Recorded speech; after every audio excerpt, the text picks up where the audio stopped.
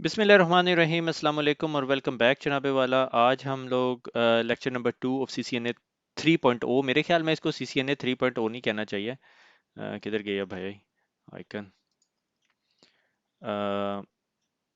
Fan. मैं इसको CCNA 3.0 नहीं कहूँगा, मैं इसको कहूँगा CCNA 2020। ठीक है, मेरे ख्याल में लास्ट वाले को हमने CCNA 3.0 कहा था। ठीक है, एग्जाम 20301 आज हम लोग जो सा है। अच्छा, आइडिया ये है कि हम लोग क्या करेंगे, हम लोग CCNA की जिस तरह वॉल्यूम 1 का मैंने डिस्कस किया था आप लोगों से लास्ट लेक्चर में, कि वॉल्यूम 1 के, मैं बुक निकाल के देख रहा हूँ, एक दफ़ा वेरीफाई कर रहा हूँ। वॉल्यूम 1 के जो सा है 8 पार्ट्स हैं। तो आज मेरा इरादा था, जब मैंने स्लाइडें बनानी शुरू की, कि मैं 3 पार्ट्स पढ़ा दूंगा, मगर जब तक मैंने 2 पार्ट पढ़ाए तो 7 चैप्टर हो चुके थे। मैंने कहा इससे ज़्यादा नहीं करते। तो तकरीबन 10 स्लाइड्स हैं हमारे पास, मगर विद लॉट ऑफ इमेजेस। तो हम लोग रिवीजन करेंगे। ठीक है, ये मोस्टली जो 4 या 5 या 6 या 8 जितने भी लेक्चर बनेंगे, they are all revision based. तो रिवीजन के लिए, रिवीजन VISION, रिवीजन से एक बात इंपॉर्टेंटली बताता चलूं, कि मैं ये एज्यूम कर रहा हूँ आप लोगों ने मेरे पुराने तमाम CCNA पढ़ लिए हैं, और अब आप जौन सा है अपने आप को एक दफ़ा रिफ्रेश करने के लिए आए हैं। और जो रिफ्रेश करने के लिए आए हैं, तो ये जो मेरी रिविजन्स हैं, ये सारी रिफ्रेश के लिए आपके काम करेंगी, कि आपने CCNA थोड़ा अर्सा पहले पढ़ा था, अब आप सिर्फ ये चेक करना चाह रहे हैं कि यार ये सारी चीज़ें मुझे याद हैं या नहीं। ठीक है, तो शुरू करते हैं। Part 1 chapter 1, introduction to TCP/IP network. TCP/IP network का वर्किंग का हमें पता है कि IP address TCP HTTP based traffic जा रही है, सोर्स और डेस्टिनेशन आईपी एड्रेस है। और ये जो पीसी है, जिस तरह से पता चलेगा destination IP address 2 dot something है, क्योंकि ये क्लास एक आईपी एड्रेस है, तो वो स्ट्रेट अवे अपने डिफॉल्ट गेटवे के पास भेज देगा, और डिफॉल्ट गेटवे देखेगा कि मैंने 2 पे ट्रैफिक भेजने के लिए कहाँ भेजनी है, वो राउटर 2 की तरफ भेज देगा। राउटर 2 क्या करेगा, उसे अपने लोकल नेटवर्क की तरफ ट्रांसफर कर देगा। Simple TCP IP based routing example है। ठीक है, उसके बाद जो सा है हमारे एक डिवाइस जो सी है, वो ethernet to forward an IP packet to router 1 की, यानी हम क्या कर रहे हैं, हम इस पोर्शन को हम जूम करके देख रहे हैं। ठीक है, इंक मैं जरा क्लियर कर लूं, क्योंकि यहाँ पे बहुत जरूरत पड़ेगी। ठीक है, तो जनाबे वाला, अब हम ये यहाँ पर पहुंच चुके हैं, और यहाँ पर हमारा जो पीसी है वो ईथरनेट हेडर डालता है, और आईपी पैकेट होता है, उसे इनकैप्सुलेट किया जाता है, और उसके बाद उसको ईथरनेट हेडर डाल के ट्रांसमिट कर दिया जाता है। और जहाँ जिस तरह राउटर 1 की तरफ आता है, वो डी इनकैप्सुलेट करता है, ईथरनेट हेडर फ्रेम निकालता है, और आईपी की बेस पे काम करता है। इसीलिए याद है, हम जब किसी से पूछते थे कि TCP IP कौन सी लेयर पे काम करता है, तो हम कहते थे लेयर 3 के ऊपर। ठीक है, ये 5 step of data encapsulation on TCP IP model है। ठीक है, TCP IP मॉडल और OSI layer model slightly different है, अभी अगली स्लाइड में दिखा देंगे। कि हमारे पास डाटा होता है एप्लीकेशन लेयर पे, और उसके बाद TCP का हेडर चला जाता है। ठीक है, और उसके बाद आपका आईपी का हेडर चला जाता है, जिसमें हम आईपी एड्रेसेस की बात करते हैं। ठीक है, और यहाँ पे डाटा लिंक लेयर का हेडर चला जाता है। ठीक है, data TCP IP data link. ठीक है, और उसके बाद आपकी बिट्स जो सी हैं वो फिजिकल लेयर पे ट्रांसफर होना शुरू हो जाती है। अच्छा, अक्सर ये होता है कि 7 लेयर OSI मॉडल के against TCP IP layer model कैसे मैप होता है। Application presentation session 5 to 7, transport layer जहां पे TCP आपका काम कर रहा होता है, नेटवर्क लेयर जहां पे आपका आईपी एड्रेस काम कर रहा होता है, डाटा लिंक लेयर जहां पे आपके मैक एड्रेसेस LLC वगैरह काम कर रहे होते हैं, और ये फिजिकल लेयर जहां पे बिट्स ट्रांसफर होना शुरू हो जाती है। यहां तक क्लियर हो गया? तो जनाबे वाला, अगर यहाँ तक क्लियर हो गया, तो आपने पार्ट 1 चैप्टर 1 कंप्लीट कर लिया, इंट्रोडक्शन टू TCP IP। अब हम चले जाते हैं पार्ट 2 के ऊपर, fundamental of ethernet LAN. Ethernet LAN का सबसे पहला फंडामेंटल ये है, मैं थोड़ा सा साइड पर हो गया, कि हमारे पास एक कैंपस नेटवर्क छोटा सा बनाया हुआ है, वायर्ड एंड वायरलेस। यहाँ पे स्विच है, और पीसी कनेक्टेड है स्विच के साथ, और डिवाइसेस हैं, डिवाइसेस कनेक्टेड है वायरलेस के साथ। आई होप मेरा ये जो पॉइंटर है ये नज़र आ रहा होगा, आना चाहिए। ठीक है, तो ये पीसी कनेक्टेड और ये वाईफाई से कनेक्टेड है, ये पीसी कनेक्टेड, ये वाईफाई से कनेक्टेड, ये सारे के सारे स्विचेस हैं, और इनकी ये अपलिंक पोर्ट है।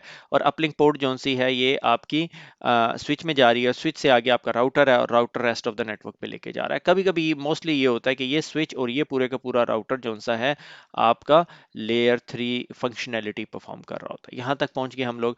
अब हम आ जाते हैं example of type of Ethernet. 10 Mbps network आपको बहुत रेयरली नजर आएगा, 100 Mbps शायद नजर आना शुरू हो जाए, 1 गीगाबिट LX OT। ठीक है, LX जो सा है वो आपका फाइबर कनेक्टिविटी है। ठीक है, तकरीबन 5000 मीटर तक आपको लेके जाती है, अगर आपको ज़रूरत पड़ जाए।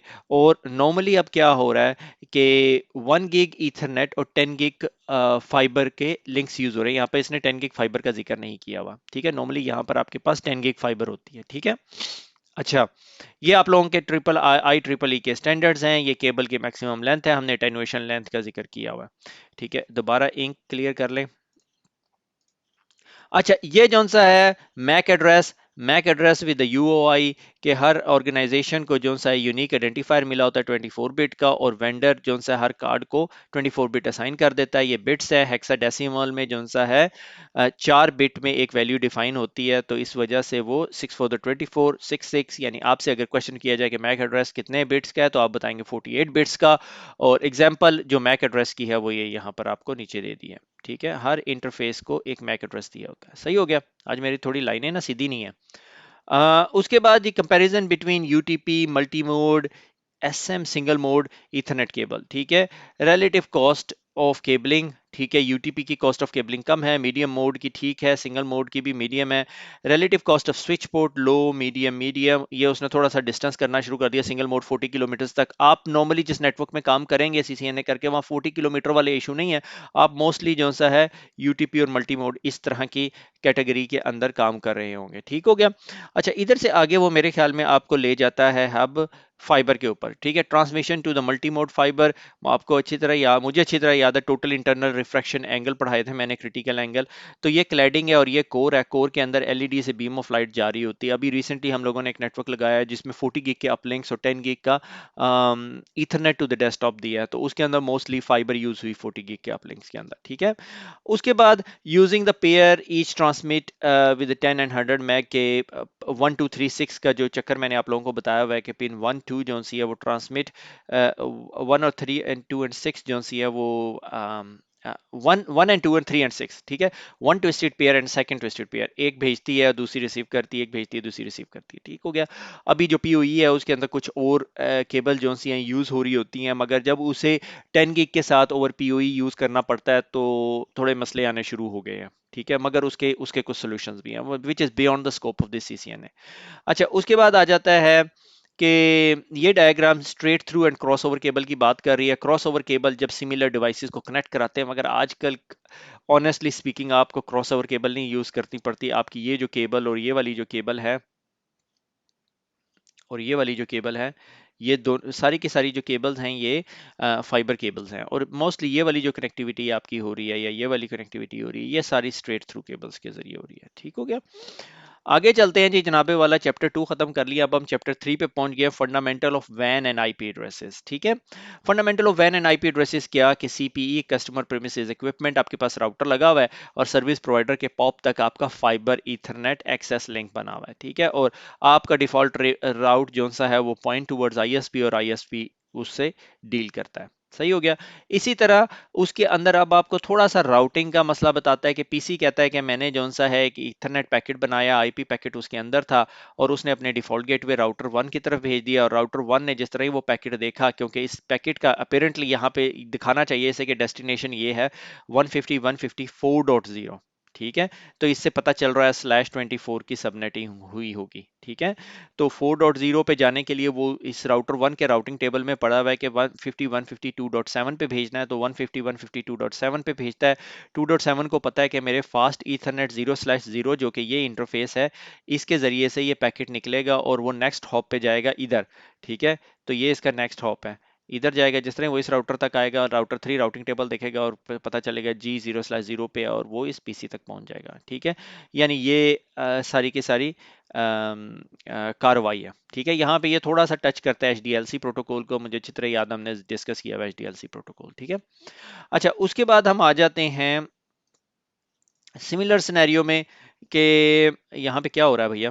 ये दो पीसीज हैं और ये पीसी जौन सा है जब पैकेट भेजता है तो अपने डिफॉल्ट गेटवे में देखता है, अपने पीसी अपने डिफॉल्ट गेटवे पे भेजता है, डिफॉल्ट गेटवे अपने राउटिंग टेबल में देखता है और राउटिंग टेबल में नेक्स्ट हॉप नॉट एप्लीकेबल है। ठीक है, मगर वो आपस में मेरे ख्याल में डायरेक्टली कनेक्टेड है। ये क्या कहना चाह रहा है, how routing protocol advertise about network and subnet. अच्छा, राउटर कैसे एडवर्टाइज कर रहे हैं। ठीक है, ये राउटर ने एडवर्टाइज किया हुआ, क्या किया हुआ इसने, ए बी सी, सी से इसने इसे बताया, से डी में, और इसको पता चल गया 150.54.0 पे जाने के लिए इसने, अच्छा ये एडवर्टाइजिंग की बात बता रहा है, ठीक है, कि इस राउटर को पता चल गया, अब अगर इधर से किसी पैकेट ने भेजना तो राउटर 1 को पता है कि मैंने जौन सा है ये पैकेट, ये मैं रिवर्स पढ़ रहा था, इस पैकेट को ये एडवर्टाइज हुआ कि ये नेटवर्क है, इसने सी को बताया, यानी सी पैकेट के जरिए राउटर 2 को बताया, राउटर 2 ने राउटर 1 को बताया, राउटर 1 को पता है कि अगर मैंने इस पीसी तक जाना है तो मैंने ये पैकेट जौन सा है सीरियल 0 के जरिए 2.7 के पास भेजना, 2.7 को पता है 150.154 डॉट समथिंग पे जाना है, तो मैंने फास्ट इथरनेट के जरिए 150.53.1 की तरफ भेजना, 3.1 को पता है कि जी गीगाबिट 0/0 पे मेरा ये नेटवर्क लगा हुआ है, ठीक हो गया। अच्छा, इससे आगे अगर हम चलें तो हमारे पास आ जाता है, अल्लाह भला करे, क्या है, बेसिक नेम रेजोल्यूशन, ठीक है।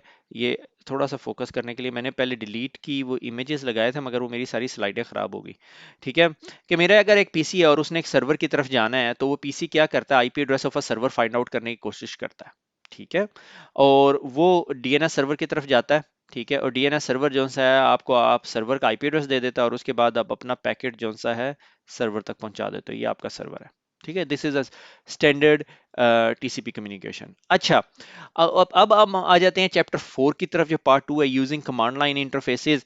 तो कमांड लाइन इंटरफेसेस में क्या है कि आपके पास यूजर मोड है, आप एनेबल करते हो, आप एनेबल मोड में आ जाते हो, डिसेबल करते हो, आप वापस यूजर मोड में आ जाते हो, ठीक है, ये एक लूप है। अगर आप एनेबल मोड में होते हो और आप कॉन्फ़िगरेशन मोड में जाना चाहते हो, कॉन्फ़िग टी की कमांड देते हो, कॉन्फ़िगरेशन मोड में आ जाते हो, कंट्रोल जी करते हो, तो एनेबल मोड में वापस आ जाते हो, ठीक है, एंड या कंट्रोल जी, या आपके सिंपल सिस्को के राउटर स्विचेस के अंदर ये तरीकेकार होता है, ठीक है।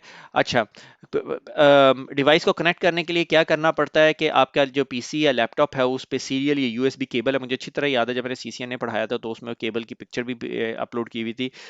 शॉर्ट केबल होती है, RJ45 या यूएसबी होती है और वो कंसोल केबल में लगी हुई होती है, और आप पहली दफ़ा कॉन्फ़िगरेशन वहां से करते हो। ये 2960 स्विच की उसने एग्जांपल दी हुई है, यहाँ पे यूजर मोड है, इंटरफेस है, और ये आपका टीसीपी आईपी नेटवर्क है। जब आप कॉन्फ़िगरेशन कर लेते हो तो यूजर फिर टेलनेट या एसएसएच के जरिए कनेक्ट कर देता है। टेलनेट बिग नो नो है राइट नाउ, मगर एग्जाम्पल सिस्को ने जस्ट सेक ऑफ टीचिंग आपको पढ़ाया हुआ है। अच्छा, ये यहाँ पे कुछ एग्जांपल दी हुई हैं कि console connection to the switches के सीरियल पोर्ट जो सी है वो लगी हुई है, और RJ45 का connector roll over cable use कर रहे हो, बहुत रेयरली अब आपको ये मिलता है।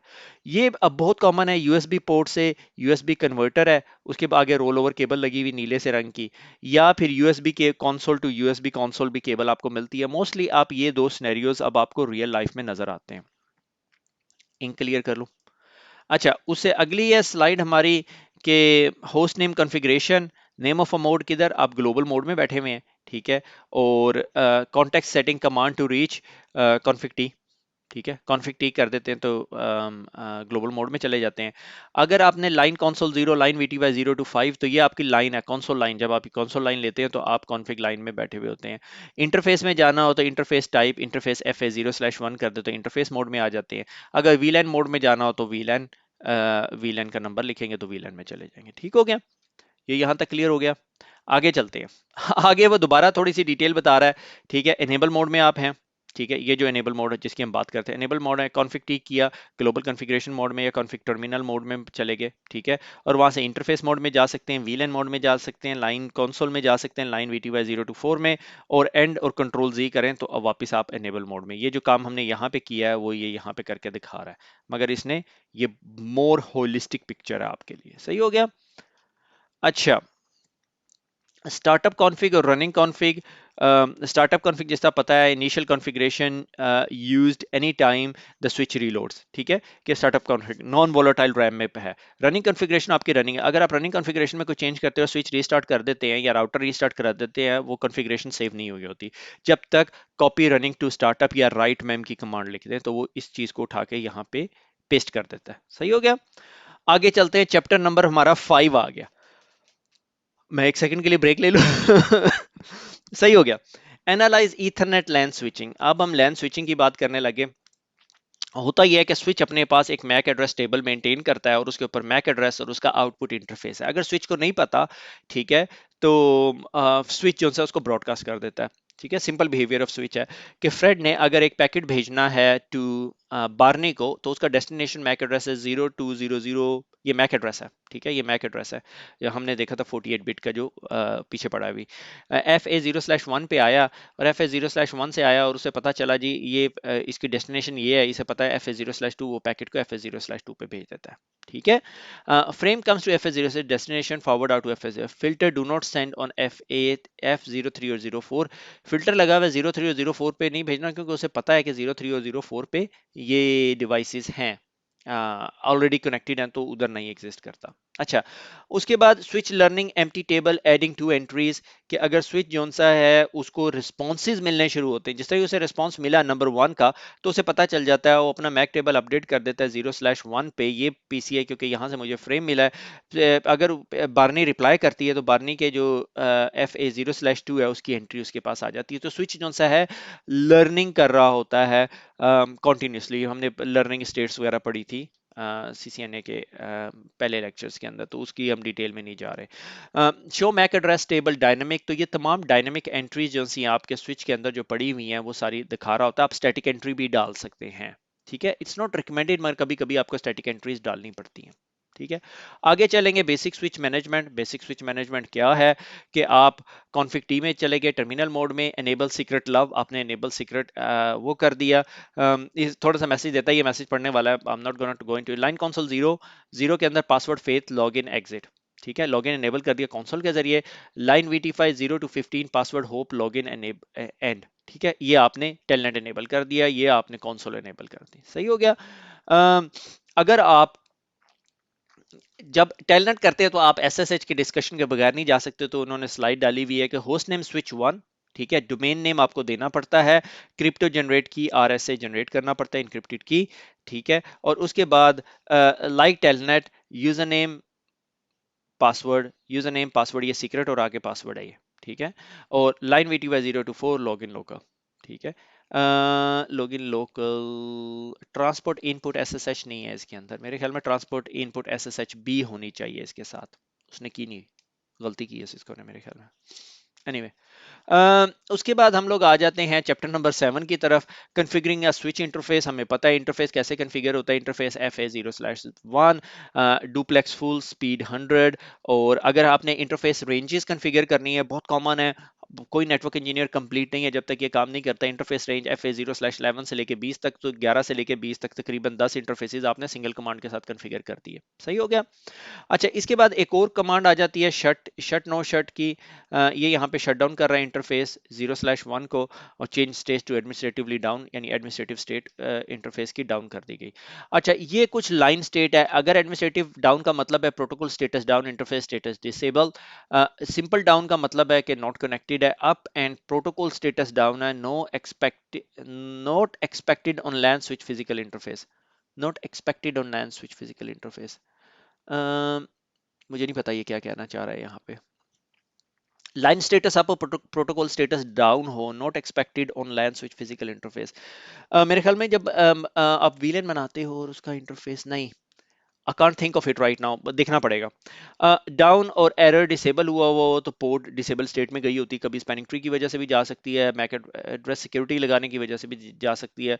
आइडियल स्टेटस ये है, ठीक है, ये आपको देखना पड़ेगा। मेरे ख्याल में मैंने डिस्कस किया हुआ, अभी मेरे जहन में नहीं आ रहा। उसके बाद आगे चलते हैं तो ये बड़ी इंटरेस्टिंग है कि अक्सर दफ़ा ये होता है कि आप आते हो, आपको पता चलता है यार ये बंदा जो सा कंप्लेन कर रहा है बड़े दिनों से कि इसकी इंटरनेट स्पीड जो सी है बहुत स्लो है। आप इग्नोर करते रहते हैं कि एक दिन आप अच्छे मूड में होते हैं, आप जाके शो इंटरफेस स्टेटस चलाते तो पता चलता है बेचारा हाफ डुप्लेक्स के ऊपर बैठा हुआ है, ठीक है।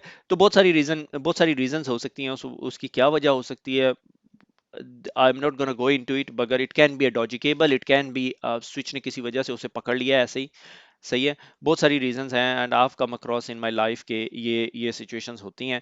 और उसके बाद शो इंटरफेस FA0/13 इंटरफेस पे जाएं तो full duplex 100 Mbps 0 runs normally वो पैकेट्स होते हैं जो 64 बाइट से लेस साइज में हो। वो रन्स हो गए डॉजी कोलिजन की वजह से प्रोड्यूस हो सकती है। जाइट्स जो से हैं वो बड़े पैकेट्स होते हैं, मगर नॉर्मली रन्स वो चेक करवा रहा है यहाँ पे, और उसके बाद देख रहा है कि आपके CRCA तो नहीं है, कोलिजन तो नहीं है, वन लेट कोलिजन तो नहीं है, क्योंकि ये चार वेरिएबल जो से ना ये आपस में लिंक्ड हैं एक दूसरे के साथ, ठीक है। अगर आपके नेटवर्क में कोलिजन हो रही है तो ये रीजन हो सकती है। ठीक हो गया, ऑसम। तो जनाबे वाला आज हमने बहुत कुछ पढ़ लिया। पढ़ के लिए एक्चुअली रिवाइज किया, आई वुड नॉट से हमने पढ़ा है, हमने रिवीजन की है।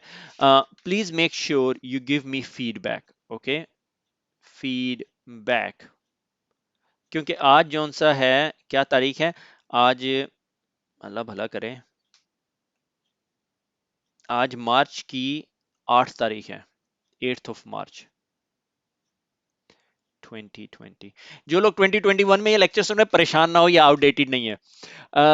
तो आज हमने part 1 introduction to networking implementation of ethernet LAN है। अगर आपको लगता है मैंने बहुत ज्यादा तेज पढ़ा दिया या बहुत ज्यादा स्लो पढ़ा दिया तो please let me know, I try to cut it down और I will try to increase it. मगर अगर आपने मेरे पुराने लेक्चर नहीं भेजे सुने हुए और उसके बाद आप फीडबैक दे रहे हो तो मैं I am not gonna listen to that feedback, no offence to you, क्योंकि it's not possible for me to keep recording what an IP address is. ठीक है, तो खुश रहें, दुआओं में याद रखिएगा, फिर मुलाकात होगी, अल्लाह हाफ़िज़।